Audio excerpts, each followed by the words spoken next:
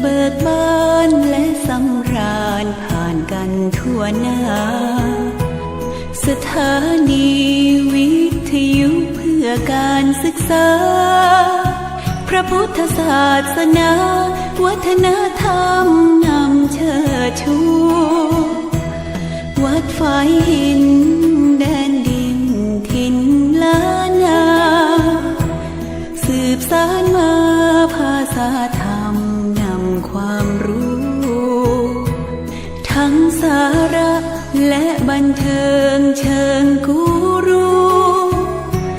เปิดฟังดูจากใจครูผู้สอนธรรม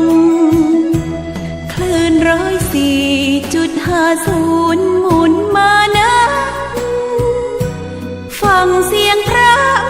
เทศสอนเป็นกลอนธรรมฟังเสียงเพลงฟังสาระพาน้อมนำจะสุขล้ำด้วยบทธรรมนำบทเพลงสมาพันธ์สื่อวิทยุพระพุทธศาสนาอาเซียนเชิญแวะเวียนฟังอย่าเกรง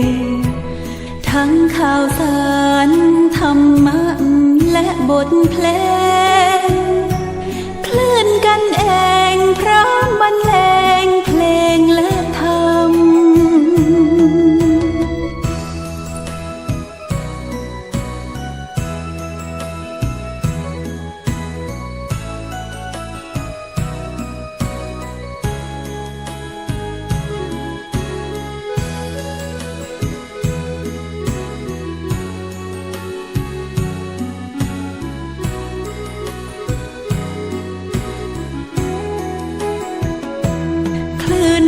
104.50หมุนมานะ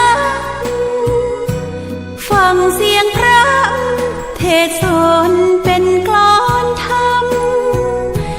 ฟังเสียงเพลงฟังสาระพาน้อมนำจะสุขล้ำด้วยบทธรรมนำบทเพลงสมาพันธ์สื่อวิทยุพระพุทธศาสนาอาเซียนเชิญแวะเวียนฟังอย่าเกรงทั้งข่าวสารธรรมะและบทเพลง